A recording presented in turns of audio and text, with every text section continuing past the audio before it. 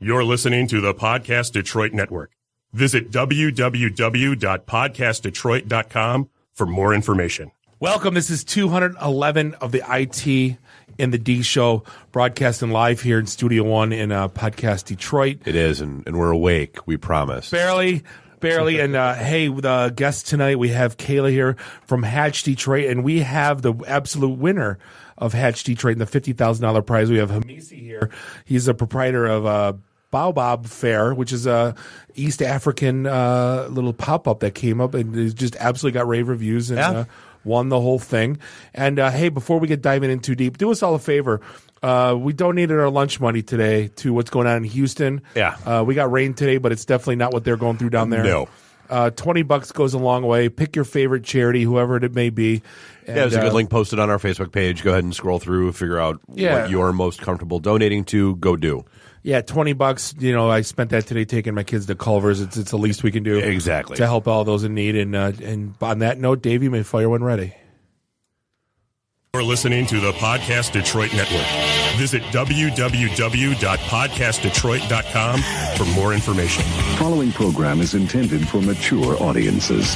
I'm Wyatt, that's Gary, you're Bob, and you're Dave. This is the IT and the D Show. This is Max Headroom, and what you're about to witness is one of the most sinister-sounding intros to a trailer to one of the greatest epics ever.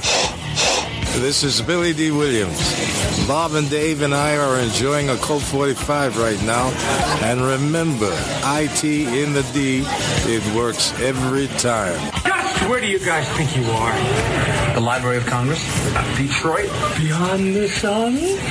Any of those, right? Take him to Detroit. No, not Detroit. No, please. Anything but that. No. You will never find the more wretched hive of scum and villainy. Then don't come. Shut up. Hi, this is Christy Swanson, and you're listening to the IT in the D Show. And Bob and Dave touch my hoo-hoos. What happens when you tap the angry beaver in the bunghole? Exactly. Come on. Tries.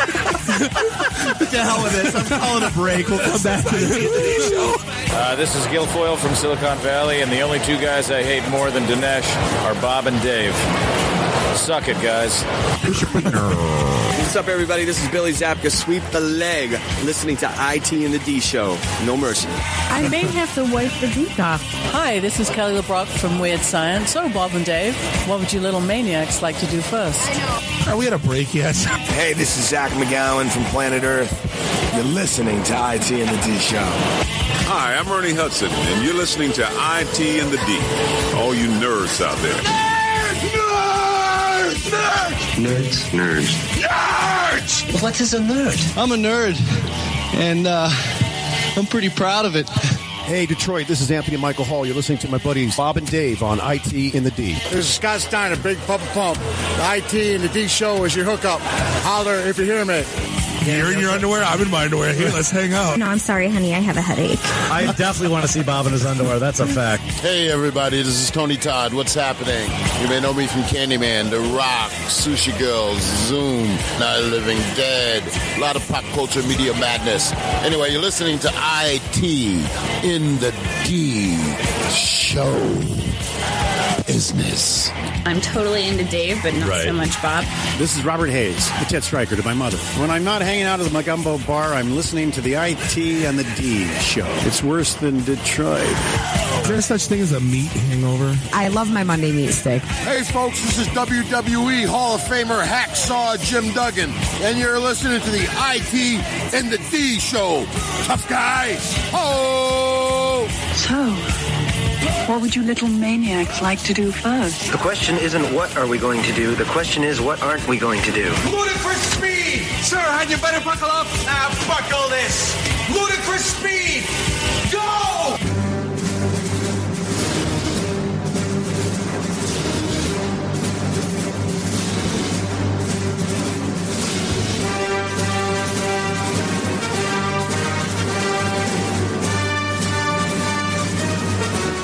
Welcome. Thank you for listening. This is the one and only IT in the D Show, broadcasting live here in Studio One in Podcast Detroit in beautiful Royal Oak, Michigan. It's not so beautiful today. No, it's rainy. No, we can't. We have nothing to complain about. Are you kidding me? This is true. We have about 6 inches of rain while Houston has 6 feet of rain. Right.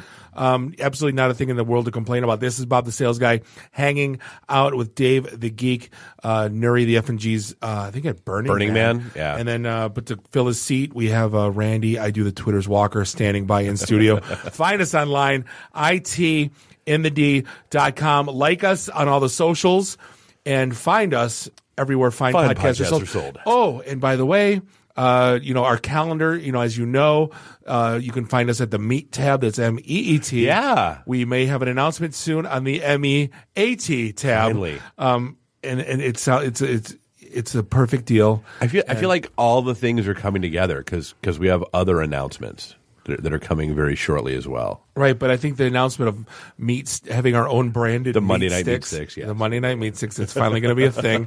Are we going to sell them online, or are we just going to give them away at trade shows? I think it's our giveaway. Trick It's Trash and it giveaway. Should be. Yeah. It should be. But hey, this segment in this show is brought to you by our friends at Lawrence Tech University. If you're not aware of their bachelor's and master's in computer science, it is a phenomenal program. They are basically the school for IT. If you haven't followed Lawrence or not know their masters, they actually have 3 designations. There are specializations: cybersecurity, program management, and also business analyst. Yeah. Find them online, ltu.edu, and just look up their degrees and their programs, and appreciate the support. Yeah, they do. They have a lot of good stuff going on. With there being a negative unemployment in cybersecurity, that would be the first clickety-click I would make. Yeah, exactly. If you're currently majoring in French, now would be a good time to go ahead and take a look at those IT degrees. French lit. Yeah, ancient Chinese mathematical theorems. Yeah, Sanskrit. Time to look at the IT degrees. Sanskrit isn't a no. Not high in demand. No. This was a fun week for fast food. An article just came out I read today, and I'm like, I thought it was from The Onion. We're seeing more and more of this. Is this the Russia? Yes. Yeah, is this Russia? It's not Is this Russia, Danny? Yeah. Burger King in Russia. There's Burger King in Russia. It's not Burger Czar? No, it's not Burger. Yeah, Red Burgers. No, it's not. Boo. That was bad. But Burger King is launching its own cryptocurrency called Whopper Coin. Like, I wish I was making this. Why? This is on CNBC.com. It's not like this is on some weirdo website. Like, this is like Whopper Coin. Like, I'm sure Mike Dennis will be buying some. The way he'll be figuring out how to harvest them. I'm just kidding. Yeah, you like keep the burgers, but like, I don't know. Like, what is this? This is like they're using blockchain. They are the same principles that with Bitcoin are applying. But what are they? What's apparently Burger King has just decided that they need to have their own currency and method of payment. And their first deputy prime minister made a statement. I am a supporter. Crypto ground must exist. So I mean, I guess if you think about it logically, I mean, I guess here's one path to how this makes sense. So you have an economy like Russia's, which is very depressed. So money is tight, and so if you can come up with an alternative currency, like your own cryptocurrency, that people can do whatever they can do to earn that cryptocurrency, which one assumes gets preferential value at your locations, then it's one way to ensure that your business stays in business because it's that hook. It's like the old mining towns where, you can work for the mining company, but you have to shop at the mining company store and you got to rent from the mining company rental apartments and you got to, So, I mean, as long as you have that closed economy, why not? So, and they basically said there's an app going to be released on Apple and the Googles next month for the digital tokens. I heard the White House already has a preview. No politics. But here's another. Maybe I should have saved this for the last conversation, but I think it's first because this one's bizarre to me. And Taco Bell's been toying around with it. And they've been doing they've been doing a lot of it. So they started. They added breakfast. Right, which isn't bad. It's actually really good. Well, yeah, but when it first came out, we were all like, no. No, not Yeah. Yeah. Taco Bell. You're not no. You're your last meal. You're not first meal. Right. Fourth meal. Yeah, and then now, so now they want to move earlier in the food chain. Is what I think I'm understanding. But it's gonna be around the block from us here. So I'm intrigued. That's the only reason we're talking about it. Because if it was like open in Livonia, I wouldn't care. But it's literally probably still talk it's going to be a block from our studio. Yeah. But it's the Taco Bell Cantina. Yeah. And it's going to have a full bar. And now I feel like if they call it the Taco Bell Cantina, there'd better be at least one person cosplaying there at all times.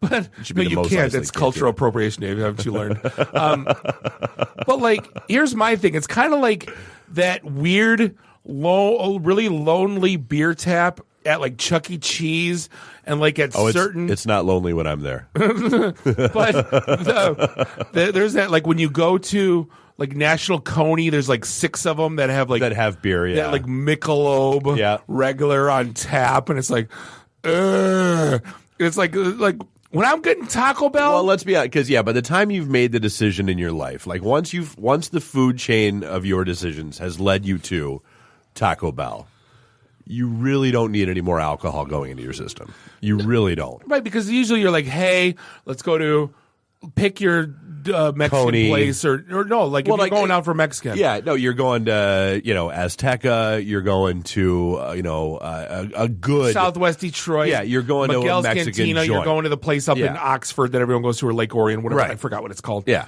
But you're going to have a margarita, because sometimes you just need a margarita. No, but when you're going to Taco Bell, it's out of necessity or brokenness.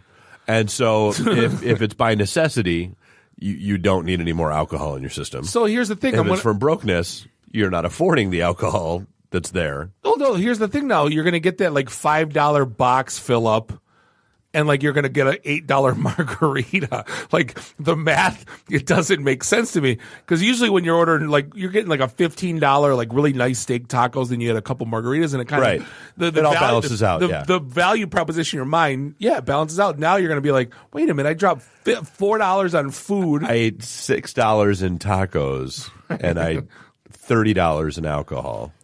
Right? Are we going to go though? You better believe it. Of course we're going. It'll be like, it's not going to be as cool as the Detroit Applebee's opening up. I feel like we should have shirts made. We'll get there. The Taco Bell Cantina, you'll never find a more wretched hive of scum and villainy. Yeah. I'm pretty sure that's going to need to happen. But the city says they haven't applied for their liquor license yet, so this could be not a thing.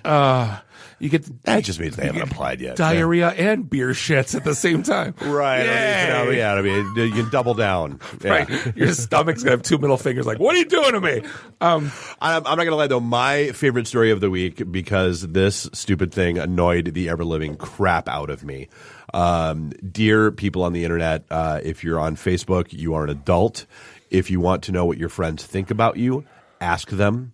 You don't need to post a stupid anonymous app that they can fill out crap anonymously and talk smack about you. But the beauty of this is that Saraha, is it Saraha? Yes. Mahawahaha, Yes. whatever it is. The Saraha app apparently was beautifully and quietly uploading your entire address book to servers. Wait, so if I put like you smell farts on everyone's thing, like it uploaded my address book? No, because you were probably posting through the web. Yeah. No, these are people that were starting it with the app. So the people that asked, so the little needy bastards. Yeah. That oh my needed God, validation. oh my God, you're so pretty. Right. And I so want to hang out with you more. Right. So your contact info is uploaded because it was in Randy's phone, and Randy is a whiny little bitch. That's how that works. We like you, Randy. You're so great. And then they're like, Randy's reading all these nice compliments. Then you eat poop, which was mine. Right. And then, well, and the whole thing was dumb anyway, because I mean, like literally, like people were getting mad at people that had one. Who writes this stuff? Well, yeah. So then you had the people that were getting traumatized by the things that were being written about them, and I'm like, well, welcome to the internet. As soon as you enable anonymous commenting, bad things happen. Right. And then you had the people like, well, why are you screenshotting the responses that you're getting and posting them like everybody else does? Because I want to see what people are saying about you and blah, blah, blah. God, I hate people. I'm glad this happened. I'm glad stuff like this happens. Dude, it happens all the time. Yeah. There's this app. Which kind of dragon would you be? Yeah. There goes your friends list. Right. This It's happens every once single one of a them. quarter that this app comes out and takes everybody's stuff, but yet Messenger's the problem. Yeah, exactly. Right? Yeah, the apps released by major companies that actually have security and standards and all that kind What of kind stuff. of burrito are you? I'm a triple burrito with cheese. burrito with extra rice. Eee. Here's my friends list. God, no, like, I hate all the people. you know who hates one person? The entire cybersecurity advisory board for the United States of America. Oh wait, but there isn't one anymore. Yeah, because they all resigned. The National Infrastructure Advisory Council. Yeah, who basically they were in charge of national cybersecurity collectively, and they said Trump wasn't taking them resigned. seriously. And so they pulled the parachute cord, and they're out. All of them. There was a rumor that he yelled, "This is all a bunch of horse apples." I'm just kidding. He didn't say that. That's okay. Hey, you know what? I heard he's going to be in Springfield, Missouri this week, and I've got $20 that says he thinks he's going to visit The Simpsons. That's my whole thing. I wouldn't doubt it. Why don't they have the Simpsons town? No, but now what? We never understood what the CIO of the USA did, and Andre kind of spelled it out for us. I still don't quite get it. I still don't understand what the CIO of the state of Michigan does, but they spelled it out for us pretty well. Especially now with all this crap about hacking and with voting machines and cyber war, and I mean it's a real thing. An advisory council is your lifeblood. And granted, there's still NSA, and granted, there's still stuff, but this was this rose above that. This was your board of directors for the NSA. All gone. Mm-hmm. And I'm not going to lie, that's it's a tad concerning for an IT guy. Yeah, what are you gonna what can you get into? What can you see? These people were finding it out, and now they're not. Yeah, no, that's a problem. Although speaking of not being able to see things, I do find it hilarious that there was a disturbing spike in search engines around the world the day after the eclipse. That basically said the varieties of, okay, I stared at the sun and my eyes hurt. Now what? Come on, man.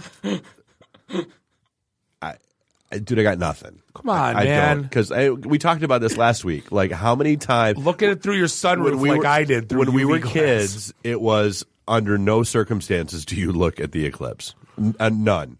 It was you poke a hole in a piece of paper and you look at the reflection and the little shadow box thing you could build and all that, and all these and welding helmets aren't strong enough and and then you've got our fearless leader out on the patio in the rose garden. The funny thing is the Google Trends graph is hysterical. Oh yeah, because you want to it's talk a hockey line. stick graph. There's nothing.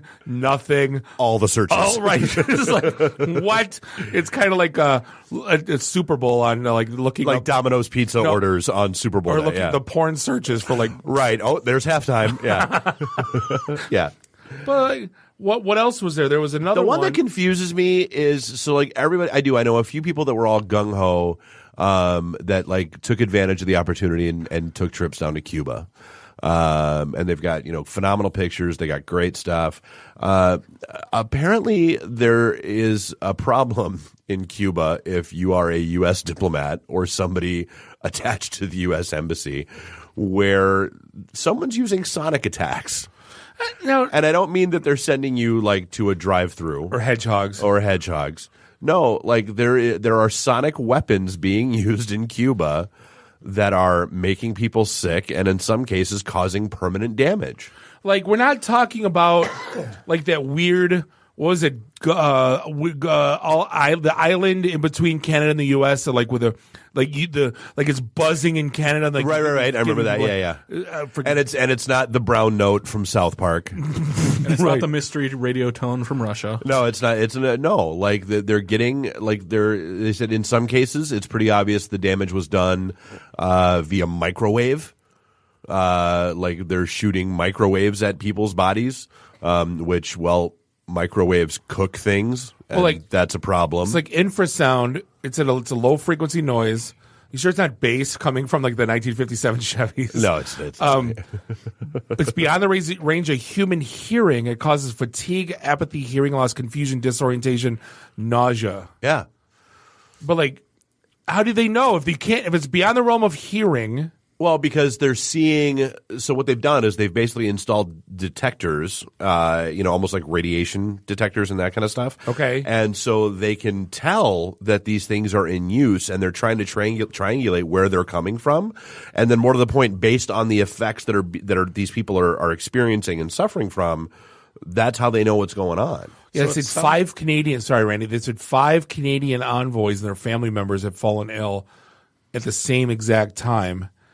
It's just not food poisoning. Yes, no, it's not food poisoning. Based on that list of symptoms you read, it sounds like it's maybe just a few hertz away from the brown noise, though. Well, it could be like every single medication that's on commercials. Like, right, where the possible side effects are worse than whatever you're suffering from. Could include bleeding from the eyes, death, and diarrhea. Yeah, do you have a headache? Do you have a headache? Take this pill. May cause death, diarrhea, bleeding from. Yeah, that's amazing. I always love that one. The weird. I think possibly the weird one is, we always love the tinfoil hat theories. And there's one being floated around now where I forget his exact rank. I think it was Admiral of the 7th Fleet was removed from his position because of the number of collisions that have involved U.S. military warships over the course of the past year. Yeah. And there are now people saying that it may well be hackers. This came from USA Today. So I usually keep the... Was it in the USA Today? Today. Yeah. No, it was yesterday. No, but it's usually... This didn't come from pick your du jour. Right. Of like clickbait. Yeah. USA Today usually puts stuff out. They at least vet stuff. Right. But they're like... There was 2 instances and they're basically... They're thinking it's hacking. But it's like, how did there... 2 collisions in the water? That's like... Well, but I mean, you think about how advanced. I'm sorry, 4 accidents. 4 accidents. So you think about how advanced the technology in those boats is, and when you look at, whether it's the GPS positioning, and in this last case, I mean, they slammed into a tanker from. I don't want to say. I mean, it was a lesser known country, so probably lesser able technology. But I mean, one would assume, for all of the bajillions of dollars that they spend on it, the U.S. military has some decent tech. When it comes to global positioning and them knowing where their ships are exactly and all that kind of stuff. So I mean, for something to go wrong with that, even if it's and maybe it's not hackers, maybe it's your weakest link is the people. Well, that's what they basically said. Crew negligence is the most likely explanation, right? I guess a bunch of experts looked into this. So there's really no evidence, but they also said the technology to jam or misdirect the navigational software is readily available. Not if they jam it, right? Raspberry. What does it say? Oh, the only way to spoof such a system is to use a record and replay attack. And it's basically recording of the old encryption, old location data, and then using it again. But again, it's not out of the realm of possibility. No, especially fooling it to think like that means it thinks it's somewhere it's not. Yeah. Right? Well, I mean, you look at, we've had the same conversations about the autonomous cars and that kind of stuff, where the easiest way to get into them, and this is what they're doing with all the proof of concept attacks that they're doing, is basically to just flood the system. Yeah. And you flood the system with what you want, you want it to do, to the point where it finally just gives up and says, okay, that's what I'll do. Well, and that's what the guy that was talking about this or getting quoted the most in this. He said in 2013, him and his grad student friends basically spoofed a $80 million yacht's GPS and sent it hundreds and hundreds of yards off course, without them knowing. No, it's a thing. That's scary crap, man. I'm not gonna lie. Like that was like the last two things. Let's put it in all our cars. No, that's that. Yeah, exactly. That was the last the two big things they said. You want to knock out the U.S. is do an electrical attack, like do like a now they're doing that crap in Cuba. God, what the hell's going on with this show today? Well, remember? I mean, so like think back to 2003 when the power grid went down. And everybody Dogs and lost cats their living together. effing minds. I mean, it's, the first, I remember walking out, I was at work, and I remember walking out to my car just to be able to turn on my radio, and this is when within the first hour of it happening, all anybody was talking about was that it was another terrorist attack. That's all anybody said it was. It wasn't just that a power grid failed. It was. I thought it was the aliens, dude. I looked in the sky for an hour. Why does that not? There are no. You don't even believe we landed on the moon. No, when I was like 7 or 8, the gas little, I don't even know what to call it, on Moravian and Shaner blew up, and it was like 4 in the morning, and the skies were like orange, like bright orange, like in the middle of the night. From this flame, and it melted cars, it melted like houses. A refinery, or if you drove by it, I'll show you what it is. It's like there's blue pipes. It's just like a thing, like in the middle of a piece of land, like literally on Moravian and Shaner. Okay. And like, I'll never, like to this day, haunted. Like my mother had to lay in bed with me till I was like 12 because I thought it was the aliens coming, and I'm screaming. So we just got done watching whatever God bless movie, Alien or whatever. Yeah, probably, yeah. And aliens are here. So like when like the 2001 blackout, right? Oh, it's aliens. Like I was convinced. Like you couldn't get me around it. But hey, we're gonna end this segment. We got to talk about what Facebook's doing around elections. And in Europe right now, it's kind of I don't want to say scary. They just got done deleting 30,000 accounts around the French election. Now the Germany election's coming up, and they're deleting by the thousands fake accounts that they said they're to protect users from disinformation. Which, candidly, dude, good for them. But I mean, who's the arbiter of what's fake and what's not? Again, how can Facebook, like, what are they using slant? Are they being impartial? Like, that's a, Well, but I mean, you look at, and this is one of those times where I can see both sides of the equation where, like, Facebook came down with their real name, their true identity policy, and then people pushed back because, well, I need to have a Facebook account under a pseudonym because I'm a political dissident and I'm living abroad, or because I'm I'm whatever, my occupation or whatever, and so I can see that side of it. But well, then here's the thing: they got laws written around hate speech in Germany, and I get that. That's a pretty defined, cut and dry case with hate speech. With political stuff, like if you I live on PolitiFact to get most of to decipher my information. Right. You have it mostly true, mostly false. There's a lot of gray area. So where is it with Facebook? If it's mostly true, it's all true. Delete it as misinformation from a certain point of view. Exactly. So where's that line drawn on what they're deleting, what they're not? And that's what bothers me. This whole thing. It's Germany. Who cares? I care. Still got my family's all there, crying out loud. Well, if one of their accounts gets deleted, then we can talk about it. Yeah, whatever. All right, hey, we're going to take a quick break. We're going to be back with. We did not talk about. We've got the Ann Arbor event coming up next Tuesday. September 5th. Go to the meet tab. Connor O'Neill's. And I just want to make sure we specifically mentioned it. Go to the meet tab. It's there. We're going to take a quick break. We're going to be back with Kayla from Hatch Detroit and Hamissi from BAOBAB FARE. This is the IT in the D show, and we will be right back. IT in the D. Read, meet, listen.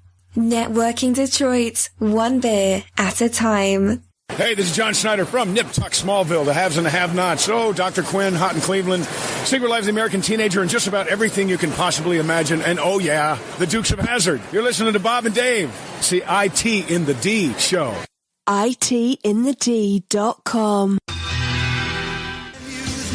Welcome back, segment 2. This is episode 211 of the IT in the D show, broadcasting live here in Studio 1 in Podcast Detroit in beautiful rainy Royal Oak, Michigan. This is Bob the Sales Guy hanging out with Dave the Geek. Randy, I do the Twitters Walker, is in studio. Find us online, itinthed.com, because we are IT in the D, and you you still aren't. Still complaining about us. We'll be seeing you about a month at the tech conference. What? Did I say that out loud? But hey, you spent last Friday Friday night, yeah. The Hatch Detroit finalist. I did. And we have Kayla from Hatch Detroit in the house because Victoria is sick. She just doesn't love us anymore. I know, that's what I thought. She doesn't want to. Getting her out of the confines of the 313 is like pulling teeth with that woman. But no, we were very lucky to have Kayla here. How you doing? I'm good. How are you? Doing phenomenal. So before we get to the winner of the 2017 Hatch Detroit contest, I know we had Victoria on talking about it, but why don't we give a little quick rundown of, I guess, how Hatch started and what you guys do? So Hatch was started by Nick Gorga in 2011, and it's just an annual contest that we have every year for up-and-coming businesses and entrepreneurs, and we try and open those businesses for the first time and premiere them in the city. And so the grant is a $50,000 grant that Comerica grants to us to give to the winner of the contest. So not only that, though, I think they get almost like $250,000 in services. Don't they get like legal, absolutely, like legal accounting, services, PR services, all types of stuff. It's just you name it. If they give us the need, then we try and meet it as best possible. Well, we're seeing some, but besides Batch, I'm trying to think who are some of the other winners that are like making a huge impact in town. It's kind of a LaFeria. LaFeria is that's amazing. Right. Yeah, Live Cycle Delight. And this wasn't the vegan. I'm trying to think which Detroit Vegan Store. And they're an Sister alumni. Pie. Oh yeah, and Sister Pie. You can't go anywhere without seeing Sister Pie. No. You can buy their cookies at Shinola for crying out loud. I mean, and they're good too. Yeah. But like these are like, I want to say cornerstone brands, but these are well-known big brands that didn't start from nothing. There was a lot of blood, sweat, and tears that went into building these brands. But they're impacting our lives in the city, making us buy locally more. Yeah, they're really good. But so this year they announced the winner, and we got them in studio. Well, see, I mean, it came down to there were 4 finalists. So Friday night, when I was there, brought the remote gear out, did some recording and yakking with people.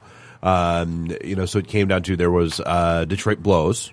Barbotanica. Yep, which was Detroit, which is like a hairstyling blowout. It was a blowout salon that was intended to be downtown for the working woman, the passerby. She doesn't have enough time to go get her hair done at her neighborhood salon, so she goes downtown. Exactly, dear Hatch finalists. If we mangle your description, it's all our fault. But they're right next to Volta Midnight. Because I mean, if that sign doesn't make you do a double take, I don't know what will. Right. And then Barbotanica, which kind of a cool concept as well. Afro-Latina bar and cafe. Yep. A lip bar, which apparently I didn't know until actually the question got asked that they had been on Shark Tank. Yes. A couple years ago, like different kind of lipsticks, that kind of stuff. Vegan lip products, vegan lipstick products. So that's really cool because the makeup market is large right now. So. That has always been the problem with the animal testing. I've been hearing about that since I've been a kid. Yeah, you see the cartoons of bunnies with lipstick and all that kind of stuff. Right. And then so I want to make sure, is it Baobab or Baobab? Baobab. Baobab. Okay, Baobab Fare, which is an East African restaurant. Yeah, and market. Yes. So and you guys won. Yes. Kind of cool. We are so grateful. It wasn't an easy. Happy. It wasn't an easy competition. It wasn't easy. Because the 4 finalists was strong enough and was very smart, And the concept, I found out that when I went to the final and when we went down Detroit, where we was trying to talk to people about our concept, they was very, very strong and. That's scary. I'm not sure that we're going to win this contest. See, I had an absolute blast talking with you before the show. Didn't realize, I was reading a little bit, but you were explaining to me you're a refugee only from a couple years ago from East Africa, from Burundi. Yes, I'm a refugee. I came to the United States in 2015, the end of 2015, and everything was new for me because it's a small country like Burundi, 10 million of population. Poor country and jump in the United States, everything is big and was totally different. So one of the things I brought up to you was I said, I always love when there's new cultures or get introduced to new foods. And I said, explain to me. I go, I understand Ethiopian cuisine. I've had Moroccan cuisine and I understand it's West Coast Africa, Northern Africa. but I've never really had East Coast African now. And you were explaining it's completely different. Now, why don't you, I guess, tell everyone like what kind of the nuances or what's different about like Burundi or East African cuisine that makes your restaurant special? Yeah, the cuisine of from East Africa is totally different because our cuisine, we are using more natural ingredient. So we are mixing ingredient so to get taste for the food, which is because you were telling me like powdered spices don't exist. You actually have to physically grind, and it's more of an organic function. Like there's a process to even making the common spices to dress the food. Definitely, because we don't have those capacity for agriculture, industry, and everything we are doing manual, and is like in your backyard where you can produce. So that's why we don't have a big amount of food. We have a little bit smaller, but it's great. So what is I guess what I saw it online. I saw what the picture looks like, but explain what a common meal would look like, or when you go to Baobab. Yeah, Baobab. The menu is. I think that concept of having vegan food here in the United States is something new, or is something. How can I say, marketing? But in Burundi, is the life.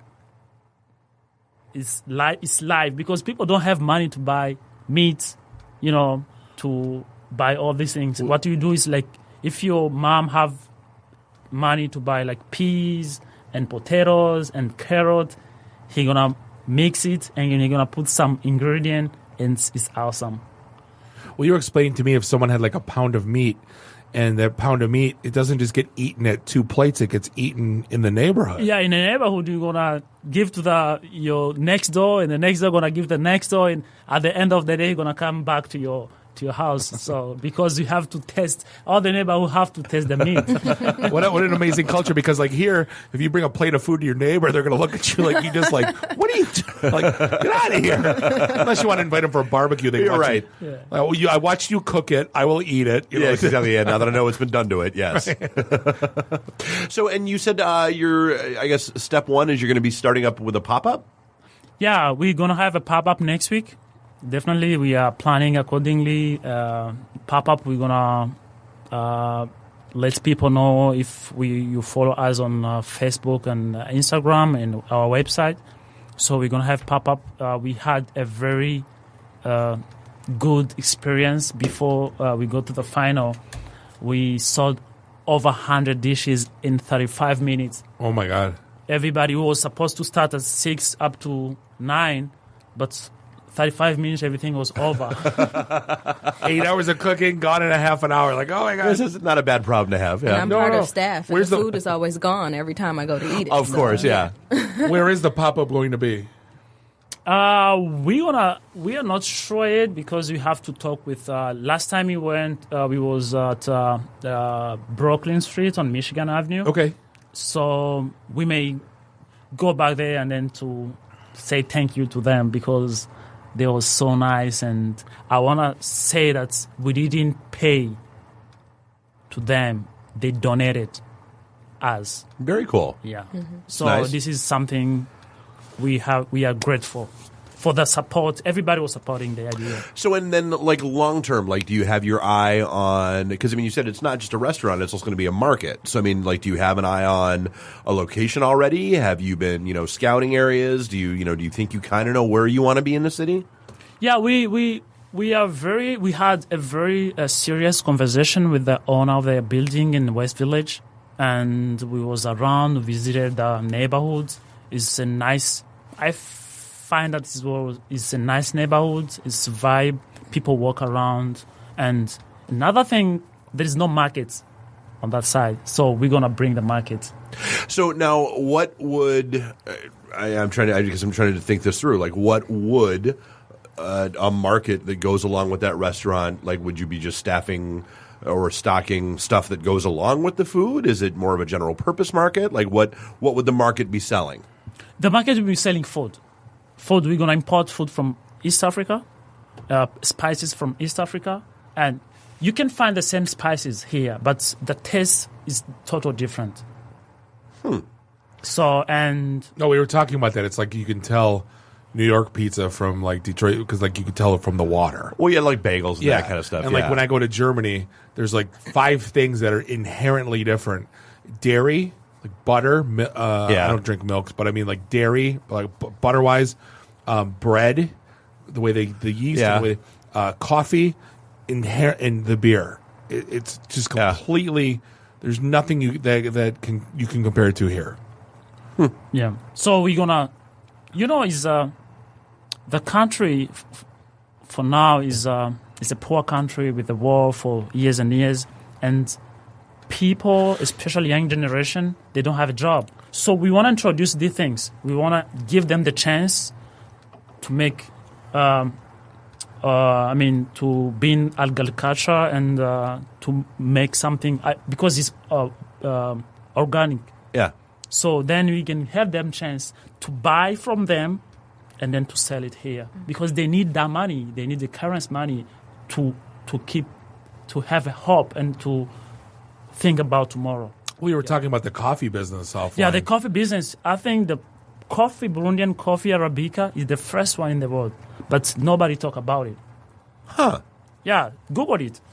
Yeah, it's the first coffee in the world, but nobody talk about it. You're going to find countries like Kenya, Tanzania, Uganda, and Rwanda. Right. They're using the same coffee from Burundi, but they're putting the brand that is from those countries, but it's from Burundi. But you don't find the coffee made in Burundi here in the United States. Interesting. Yeah. So this is kind of things we want to promote the country. Yeah, but this is a proud for all the country, I'm sure, and share the culture to the neighborhood. Yeah. Very cool.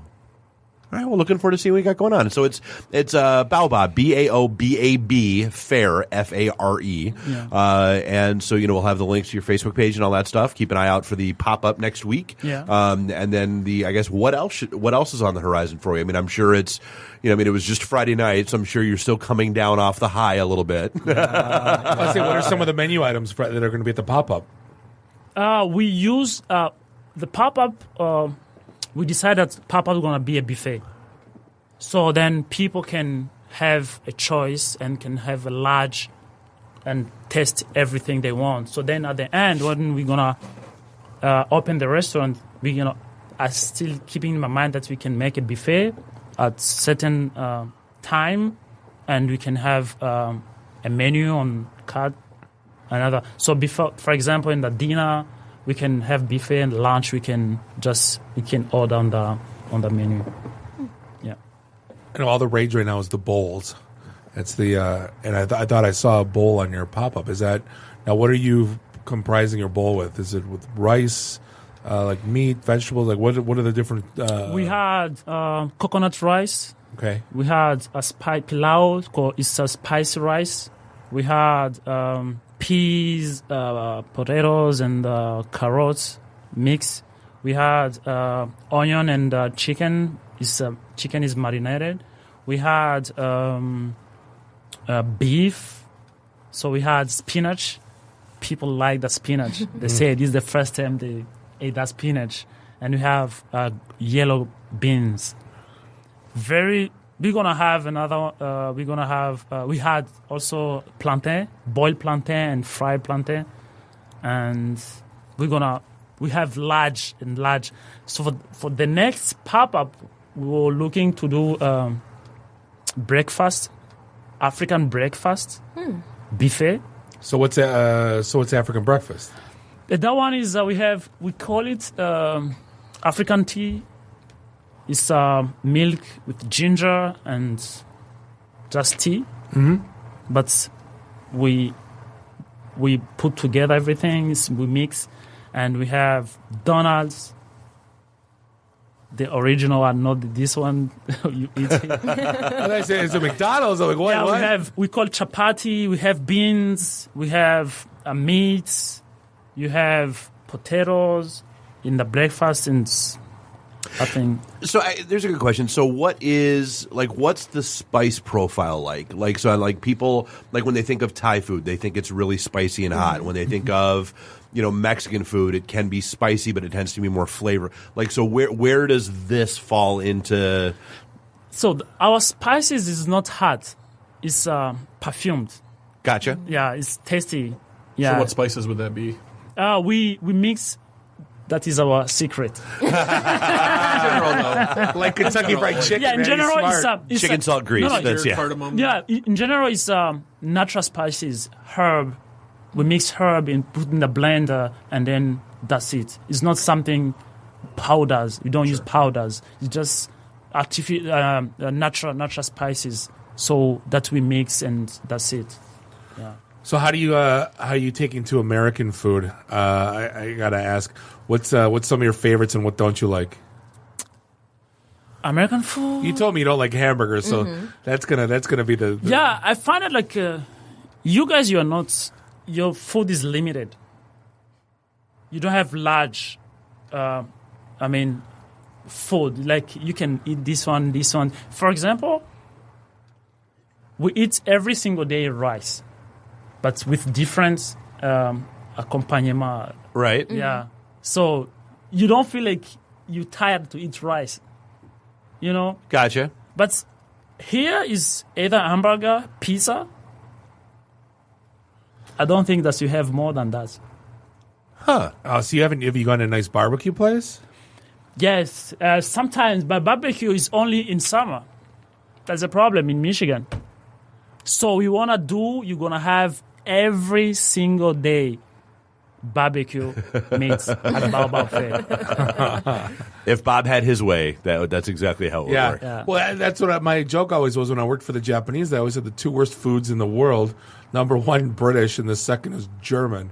I like German food, but he's right though. There's this. If you're used to growing up with a spice profile in your food, and you come and eat American food, which is it is rather plain. Well, I mean, he's right. I mean, by and large, it doesn't matter where you go get a burger. By and large, I mean, there's the outlier of an exceptional burger somewhere, but by and large, I don't care. Like if you're McDonald's, Telway, Burger King, it's a burger. It's just there. So yeah, I get it. Yeah. So this is, I think Detroit is lucky because this is born in Detroit, and this is gonna be our brand. We're going to expand. This is what I'm thinking in 5 years, in 10 years, to be in other cities. But this is from Detroit. Everybody going to say one day, this born in Detroit. Because when we were in the final, people were saying this idea came from LA, this idea came from New York, this idea came from where? No. True. Yeah. So today, we are making an history. We are building something which is born in Detroit. I think everybody can be proud. This is a very multicultural city. You'll see everything from, and I think this is a welcome addition to everything we have from American food to ethnic, to new food, and something I definitely look forward to trying. Yeah. So keep an eye out for that pop up. Yeah, absolutely. And then we have to get there in the first 35 minutes. Yeah, I know. I just went to nothing. We just went to. Oh, I can't talk about it on the air. Never mind. Went to another pop up, and my wife's still complaining about it. Oh, yeah. Yeah. But hey, we're gonna wrap things up. Nice this is short episode. I'm gonna splice in some of the stuff from Friday night. In when we release it out in syndication. But yeah, this is going to wrap things up. Perfect. Kayla from Hatch Detroit, thanks for hanging out with us. Thank you for having me. HatchDetroit.com. Hamissi, we're going to put a link on Twitter and also on Facebook to find BAOBAB Fare. Thank you so much. Look forward to trying your food. I can't wait. I can tell that when someone cooks with you and that it's almost like their life's passion. Like you can see it in their eyes, and that's the food I want to eat. So I definitely look forward to it. But on behalf of myself, Bob, Dave, and Randy, appreciate the time you spent with us tonight. Stay dry. And like I said, do us a favor and please Google where to help out the folks that aren't as lucky as us down in Houston. Or just hit our Facebook page and click the link. The minimum donation, I believe, is $10. $20 if you're eating a fancy lunch, but it's just a day's lunch. Go eat ramen tomorrow and help out someone down in Houston. We'd really appreciate that. But hey, this is going to be episode 211 of the IT and the D Show. Do us another favor, drink up your drinks, get your phone numbers. You don't got to go home. You just got to get the hell out of here. See you next week. Drive careful. Beat it. The emergency destruct system is now activated. Conan, what is best in life? To crush your enemies, see them driven before you, and to hear the lamentation of your women. Long live Flash. You've saved your life. Have a nice day. I have come here to chew bubblegum and kick ass. And I'm all out of bubblegum. Nice shooting, son. What's your name? Murphy. Make the run. The run. Game over, man. It's game over. It's over, Johnny. It's over. Nothing is over. Nothing. You just don't turn it off. I can't say no, and I don't really want to, so. Well, especially with the back doors open. Yo! Hold up! Time out! Time out! Y'all take a chill. You need to cool that shit out. And that's the double truth. Ruth. Bob loves it in the can. I hope this was as much fun for you as it was for me. That's why I like it in the can. Joe, the truth.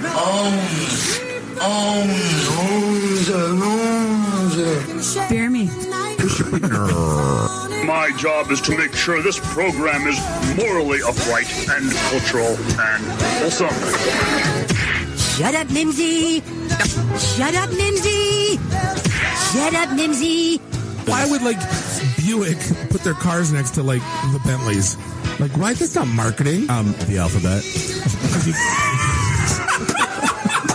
It's brilliant. Yeah, I can't take that position. That analogy sucks because it's right. Because you're getting your 8-track tuned up. Are we at a break yet?